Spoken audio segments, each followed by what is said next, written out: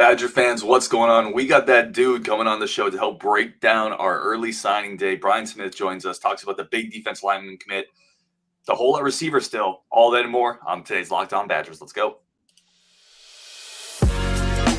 You are Locked On Badgers, your daily podcast on the Wisconsin Badgers. Part of the Locked On Podcast Network, your team every day. Badger fans, what's going on? Welcome to a special edition of Locked On Badgers. Thank you for making this one of your first listens every single day. I really do appreciate you. Today's episode brought to you by Game Time. Download the Game Time app, create an account, use code LOCKEDONCollege for $20 off your purchase. We're going to get right into it. We got Brian Smith joining the show. This is always a fun one because we can really break down recruiting. And what better time to break down recruiting than right after early signing day? Brian, I want to start with the big news, the good news of the day for the Badgers. Ernest Willer Jr., big-time defensive lineman, consensus 4-star, with an offer list to back it up, commits to the Badgers. He is one of my favorite kids from the East Coast and the class overall. Had a chance to meet him a little over a year ago at Under Armour in Bradenton, Florida. That's a put-together kid, man. He had offers from everybody, Penn State, Ohio State, Notre Dame, you name it. I don't know what the deal is on why he picked Wisconsin, but, I mean, his offer list, as you noted, backs it up. He's an edge guy, can stand up, but he could put his hand in the dirt too. Depends on what you want to run on a particular play. So if they go 3-man or 4-man, he's good. But most importantly, that's a pass rusher. Well, Wisconsin never gets these guys. This is a great start for them because you got to get a guy like this every year, at least one of them. And now that's year one. You need 2 or 3 more years of this to be where you want to be. But getting a kid like Ernest, especially from Maryland, which is pretty unique, is a great thing because if you don't broaden your base, you're not going to win with just Chicago and Wisconsin kids. That's not enough. So that's a good sign for Wisconsin too, but big pickup with Willor. Watching him on film, and I definitely want to pick your brain more on this. He's interesting because it feels like, and you mentioned it right away, I want to go off it. He can play a lot of different spots. You can play him inside, outside. Maybe can stuff the run on first and second down and then move inside a little bit as a pass rusher. Where do you see him ultimately being the most impactful as he kind of matures through the college strength and conditioning program? Depends on your scheme. If you're going to run a true 4-3, I would think strong side defensive end as a junior and senior. But depending on the circumstance and who he has around him, that's the really big part. If you're weak at 3-tech, maybe on 3rd and 7, you put him at 3-tech going against a guard. If you've got, again, this is why you recruit in as many as possible. So another defensive end who's not as heavy as him, he'll be 260 or more by the time he leaves Wisconsin, probably 260 when he arrives. If you can do it that way and get more guys on the field, that's what Ohio State does. That's what like UCLA had a great defense this year, et cetera. You have to be able to move guys inside because you just got a bunch of dudes. If they play 3-man line, you could do some stuff like that too, and he may stand up part of the time. But yeah, he's a package guy. And your nickel, maybe he drops into coverage every now and then in his own blitz package. There's all kinds of ways to use him. But again, if you get the athlete like that, it opens your playbook. If you don't get him, then you're just another defense. When you watch him on film, where does he still need to get better, do you think? Probably playing the run. That's the thing that most pass rushers don't do well early on. And honestly, it's one of the reasons that they don't do so well as it relates to getting on the field for what fans want. Well, why isn't the stud in there? It's because he gets beat with eye candy, play action, bootlegs, et cetera. And they don't get beat, they get smoked. And then a guy gets, once a quarterback gets on the edge in today's era, like if you just misplay the run, don't understand your keys, that's a 40-yard play. So that's why they usually just get in on 3rd and a gazillion miles. Because if they get beat, they still might stop the kid. They don't tell him that, but that's like off the record kind of like he doesn't understand the playbook yet. Is something I hear all the time from coaches. But if he can figure that part out, 3rd and 7, he's good to go. He needs to be able to add moves and all that. But his natural twitch, his power, he's got really strong hands at the point of attack. He'll be able to get off some blocks pretty early in his career. Just needs to add to the pass rush repertoire. And again, the run game's a little different. Think about the guys you go against at offensive tackle in the Big Ten. I mean, those are grown men now. 260 kid that hasn't been through the weight program very much. The 1st down and 10 is hard for freshmen in the box. That's asking a lot. What does it say about Wisconsin recruiting when they're able to go into Maryland? You talked about the Maryland area doing well in there. Yeah. It's kind of unusual. And then to pull a 4-star defensive lineman like this. That means you've got contacts. Recruiting is about who you know, recruiting consistently, having the ability to gain confidence from people at a hopefully an area, excuse me, but preferably, a prime program, and then it kind of spreads. Like the greater DC area, just outside of it, the programs that you hear about, DeMatha, Gilman, stuff like that, you have to be able to get in that door. But everybody's trying to do the same thing. It's not like Wisconsin hammers home Maryland very often. Everybody recruits there. USC recruits there, for crying out loud. Texas has gone to the East Coast and gotten kids from like New Jersey and stuff like that. It's very competitive. So it is a high water mark, but they've got guys on staff that have connections there. And this is the beginning step for Wisconsin to be successful long-term. I remember when they got Ron Dane, he was like a first team USA Today All-American. It was a shock. They even got him to visit originally. Like nobody thought they were going to get him. And it started to change their program. You have to get somebody like that nobody thinks you're going to get. This could be maybe their first guy on defense. And again, you got to get Philly kids, you got to get New Jersey kids, stuff like that. They're not going to come down here where I live and just plunk all kinds of guys. Get a few, but that can be their home base. Iowa used to do that in the 80s under Hayden Fry. He got a bunch of New Jersey PA kids and stuff. They were top 10 program. Why can't Wisconsin do that? Sure enough, they can. Let's switch gears to Rob Booker, the in-state tight end, the 6'6" athlete that was Wisconsin, flipped to UCLA, flipped back to Wisconsin. Is he more in your eyes as just kind of maybe a jumbo receiver in this offense with Phil Longo? Well, I mean, right now he is. He's too thin to be hitting the hammer on 3rd down and 1 in the jumbo package. He might be your edge guy that you put in motion as a receiver. There are receivers, guys that are listed that way. And that position is no longer really anything more than fluid. An outside receiver and a flex tight end are the same thing. They really are. I mean, some guys are bigger than others, but maybe he's the guy that blocks a little bit like that. But 90% of the snaps, he's going to be in there as a pass catcher. The thing that sucks about that is when teams see him come into the game, they know kind of what's going on. He's got to get stronger. There is no way, but he's an athlete. He can jump, basketball guy. If you have those guys in your offense in the spread on 1st and 10, that's when he's going to have his most effectiveness. 3rd and long, when it's coming and everybody sees it, they're going to be able to throw jump balls to him. That could still work, but they need guys like this every year. In long term, after you get 2 or 3 of them, there's always another one coming along. That's when you can really start being a true spread offense like Longo wants. Right now, they don't have the personnel. And we're going to get to the other part of the tight end / receiver board here in a minute. But right now, they don't have the personnel to remotely run what Longo wants to run. Now, he ain't going to say that. Coaching staff of Wisconsin is not going to say that, but I am. That's just the reality. Well, let's get into that next. Let's take a quick break and then come back with kind of a 2-parter: keeping Xavier Lucas away from those people down in Florida, and also what's missing in this class. We're going to do that next on Locked On Badgers. But first, a quick break for our friends of the show over at Game Time. Game Time is the ultimate place to go buy your tickets. Go get what you need to entertain yourself this holiday season, or get someone else what they need to entertain themselves this holiday season. That's what Game Time is there for. Again, fastest, simplest, easiest, cheapest, most efficient way to buy tickets. Game Time. It shouldn't be stressful to get those tickets. That's what Game Time is taking out of the mix. It's easy. You don't have to plan months in advance. The logistics are gone. Last minute deals, flash tickets, easy to find, plus pictures of what it's going to look like when you sit there. So you know exactly what you're getting from a viewpoint, from a viewing angle. Game Time is the place for the last minute ticket deals. Again, forget planning months in advance. It's the fastest growing ticketing app in the country for a reason.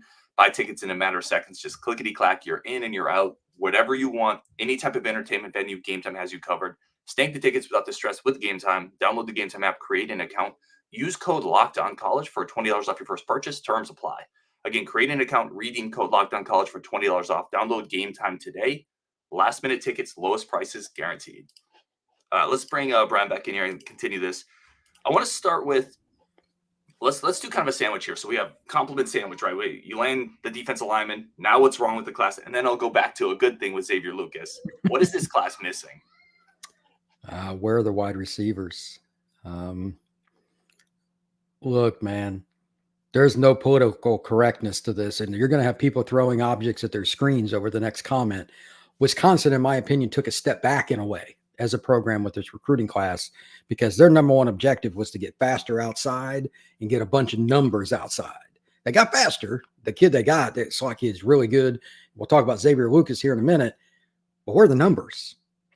They didn't sign a single wide receiver that's a perimeter wide receiver. Not one. How in the world is that possible? That is complete fail. F minus. I mean, you're not going to beat USC and Oregon and Michigan and Ohio State and Penn State until you can be a vertical threat on 1st and 10 because you want to be, not because you were forced to be. When you're forced against those teams with their DBs and D linemen, good luck. So Wisconsin's kind of a middle of the pack Big Ten team until they figure this wide receiver problem out. Yeah, and I mentioned something similar on my show that I thought you needed to go get, I like Conberry Johnson a lot, but he's a slot guy. You need to go get a 6'2" guy who can take the top off the defense, and I think you need a guy like that every year. It just didn't happen this cycle. Here's my question, and this is maybe, and I don't follow Wisconsin close enough to know. Name me, Ryan, one player that Wisconsin was at least close to that even a 6-foot guy that could take the top off the defense. Name the guy that made an official visit to Wisconsin that fits that profile. They did go after Marion Stewart, right? So they took a big swing on him, got close, but it felt like once that ship sailed, they didn't have a plan B, C, or D. And maybe that's not fair for me to say. I'm sure they know they want to. I'm sure they're not oblivious to that, but it just, for whatever reason, didn't happen. Look, this kind of comes back to something else, and this is an awkward situation. Part of their problem is NIL. There are certain schools that can kind of get away with not spending as much upfront NIL because they are tradition-rich programs historically. No offense to the recent history of Wisconsin. It's not a historical dominant program. Kids don't look at Wisconsin like they do Alabama, who doesn't pay a lot of NIL upfront, or Georgia, a lot of NIL upfront. So there's different ways to look at it, but they got to get some of these kids, and a lot of the receivers want the bag. So they got to figure that out with the administration because they don't have a history with receivers either.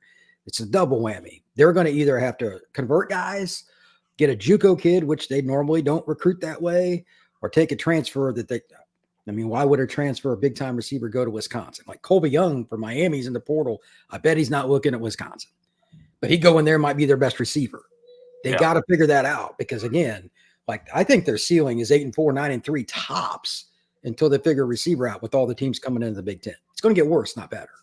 Well, and you mentioned, too, that so much impacts what a Mabry Montoya is going to be able to do, what a Van Dyke is going to be able to do, what a Braden Locke is going to be able to do. You actually had a really interesting comment. You said, I don't know if we'll see the best of Mabry Montoya until he gets to the NFL because he's actually going to have weapons at that point.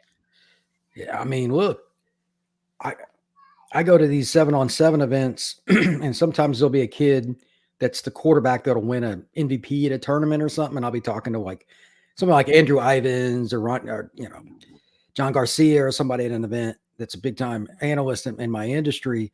And we're like, yeah, he's a nice kid, but look who he's throwing to. There are literally, and this is no lie, there'll be 2 or 3 teams at a 7-on-7 tournament that have more high-end talent than the Wisconsin Badgers college football team at receiver. And it's not close. High school. We're talking about kids that got Alabama, LSU, Ohio State, and all that. You have to find a way to, there's just no shortcut. They have to find a way to get top end. Everybody wants them. Elite, look at me kind of guys that normally don't fit Wisconsin. I get it. You're not winning titles or you're not sniffing it without them. So they got to figure that out. And I don't know how they do it at this point because right now they're really struggling. Yep. No, it's something we definitely talked about on our post-signing day show. That's the one spot I looked at in this class. I was like, gosh, I really wish we would have had 2 more bodies there. And one of them would have been 6'2", that runs a 4.4. Even if he's raw, just to have that type of athletic ability. It changes your play calling and what teams do defensively. Think about your run game when that safety's not in the box. Mm-hmm. It's not like Wisconsin's run game's bad, but you got 8 billion guys diving into the box. They'd average a half yard more a carry if they had a legit receiver. Conservatively, a half yard more on the season. That's how important it is. So you got to find one. By the way, if you hear my kids in the background, I apologize. I'm trying to mute in and out. We're at a cabin. It is what it is. They're going nuts. I want to shift gears, Brian. So that was the receiver issue. That was what we considered also on our post-signing day show, maybe one of the biggest issues in this class. Let's shift to keeping Xavier Lucas in the class, the 6'1" cornerback coming out of Fort Lauderdale, American Heritage. You and I have talked about him a lot. Miami made a late push here. How big was this for Wisconsin to keep him? This kind of goes along with getting Ernest Willor. I cover Miami and the state of Florida heavily. They wanted him. They made a concerted effort to get him. They brought him in for an official visit right before National Signing Day. History says strongly that when Miami makes a push for a South Florida kid late, they get him. To beat Miami, and who had a top 5 class, by the way, for this kid is huge. Again, this shows Wisconsin can do it. Part of the time, it's kind of random. The kid just looks at it from a loyalty standpoint. Hey, Wisconsin wanted me 6 months ago. Miami has slow played me, and they flat out did. There's no maybe about it. But, I talked to American Heritage Coach Smith. He thinks he can play safety or corner. Yeah, you figure it out after you get on campus. That's a guy that has the speed to play with Ohio State. Now, the technique and all that's, you got to keep learning and all that, but he can play either spot. Wisconsin's going to gain something out of him. If he doesn't end up starting, I would be very surprised, and probably starting for multiple years. Really good football player. And he's from American Heritage, elite competition, Broward County, Fort Lauderdale area. He's seen it all. So I think he'll make an impact at Wisconsin by his sophomore year. Well, and you mentioned it too, for Wisconsin to go down to that area and get a kid that Miami wanted. But I would even add to get a kid at that position that Miami wanted. It's not an offensive lineman or, Yeah. Imagine a cornerback. I made the point on the show saying, I'm going to go to Madison instead of Coral Gables. And you're right. They did kind of slow play him, but that's a big statement to me for Wisconsin and this class to be able to bring him in under those circumstances. It's not expected, but this is the norm for what is unusual, as goofy as that sounds. You have to be the unusual more often, and it has to become the norm. So one of these kids isn't, they need 2 of these every year. They need 2 of those receivers every year to get over the hump. The numbers really aren't that big. It's just like that.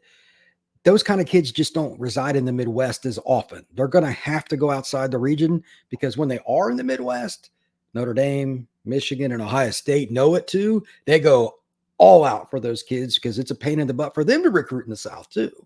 But cornerback in particular, the Deep South there's a gazillion. So maybe they can consistently go this route. Like Miami didn't offer him early. Florida State flirted with him first, actually, but their DB class was so good they passed. I still think they should have taken him. And now it's Wisconsin's gain. There are kids like this in Georgia, Arkansas, Mississippi, etc. Wisconsin just has to put more resources into it. If you just add 2 or 3 kids like this that are versatile, kind of like Xavier Lucas, maybe you end up flipping one of those from DB to receiver. I mean, that could happen too. He could play receiver. It's not out of the question. He's a really good athlete. So there's a different way to get it done. So you just got to find a way to make that happen. And hopefully, if you do in this class, maybe it sets a trend too, because the American Heritage is a really good football program, and it's one that's well respected in the South and nationally. That can also open up your opportunities for your ability to get down the road and maybe sign 2 or 3 more kids like this from Fort Lauderdale that, aren't from American Heritage, but, it could be an offensive tackle, it could be a quarterback or whatever. Wisconsin needs that, because even if it's just a couple of kids a year to go with all the linemen they get, to get, defensive players like in the front 7, Wisconsin, for the most part, does good. It just need to get a few more linemen. They'll be okay. But, man, getting Florida kids, this kind of opens a door for the Badgers. Let me ask you this. So you talk about Willor, how you have to stack that kind of talent, right? You can't get Willor you can't just get one and then not get another defensive lineman of that caliber for 2 years. Yeah. This cornerback room here that they're bringing in with Lucas, with Agard, with Jay Harper, is this good enough if they stack this type of talent year to year? Or do they still need to get better than even this trio coming in? I think that's debatable. I mean, it depends on your scheme and your coaching, but I think the athleticism is there. Corner is kind of a weird deal. A few years ago, I think it was 2016, when Washington went to the playoff, the following spring in the draft, they had not 1 but 2 guys. They were long, lean kids, kind of like Lucas, that they had signed a few years before that went to the draft. Neither one of them was ranked in the top 1,000, like coming out of high school. They were just track athletes out of North California. And then, they coached them up. If Wisconsin's got the right coaches, you can do that. Like Dilon is usually the one that's the most obvious. Like, okay, this body type is different. It's obvious when he walks up to you and shakes his hand. Corner can be a little different, but you still just got to really be able to run, and having length is nice. So you can play different schemes and different styles. Because Lucas kind of fits all of those. So if you get him, then you sign a couple other kids that are in that 5'11" kind of area. Then you got a slot. Maybe got more of a field corner that's just a burner. But Lucas can play that boundary spot where oftentimes you're just on an island, man. And that guy in front of you is 6'4", 217, and he's a fifth-year senior. You got to have a dude there because that's what Ohio State's going to put out there every time. And how well does that usually go for Ohio State? Well, how well does it go for Wisconsin? Not so much. Not as well. All right, we're going to take a quick break, come back, get Brian's final thoughts on this class, anything else that he wants to kind of point out about it. But first, a quick break for friends of the show. And a quick second to say thank you to everybody that's tuning in as always. Today's episode is brought to you by our good friends over at FanDuel. FanDuel is the #1 spot for all your sports betting needs. They have everything that you want from a sports book, right? Parlays, futures, teasers, spreads, every sport. It's easy. The payouts are quick and simple. The user interface is fast. You don't have to stumble around to figure out where you're going or what you try to get. It is a great spot for all your sports betting, making it a little more exciting as we're coming down the stretch in the NFL, playoffs coming up, basketball is going on, obviously, college football, bowl season, college basketball. There's a lot of fun to be had over at FanDuel, and there's a great offer for our new customers. Make a $5 moneyline bet. With that winning $5 moneyline bet, you can win $150 in bonus bets. So it's a great time to go sign up, throw your $5 moneyline bet on something, maybe the 49ers, and then you get your $150 back in bonus bets. Right now, visit FanDuel.com/lockedon. That's FanDuel.com/lockedon. FanDuel is the official sports betting partner of the NFL. All right, let's finish off here. And again, this is always great when we get Brian on. We get smarter because of it. Any other thing that stuck out to you, like final thoughts, other observations with this class? I would say that it's still important that, like, they got Heywood. They got a kid I mentioned earlier, Maryland. He's out of PA, Penn State, Pittsburgh, any school out east would have loved to have had him. And I think he could play at Georgia or anywhere. Getting kids like that is important. And it's also important. I've talked about him several times on this show. I think Dilon Jones is going to play early for the Badgers. Impact skill guys. Maybe he's one of the guys that helps them in the pass game too. Just screens. Maybe he plays a little bit in the slot. I don't know. But that's a really good football player. And maybe he could even play receiver. He's not humongous, so he could probably move out there and do it. They need more guys like that. Grant Steck probably isn't rated as high as he should be. And I know it's kind of an unusual thing, but Thomas Heiberger, however you pronounce him, from South Dakota, gets no love because he's from South Dakota. He's a good football player. Curious to see where Wisconsin uses him. He's got upside inside or outside linebacker. Yeah, I love him, man, because you're talking about a 6'4" guy who has a 39-inch vertical and he runs a 4.6. Like, there's just not that many dudes like that. And yeah, if he's, I actually talked about this, and if he was at American Heritage, if he was at the Woodlands or some of these other big schools, right? Mm-hmm. Just with those athletic measurables, like, the recruitment is way different for a kid like that.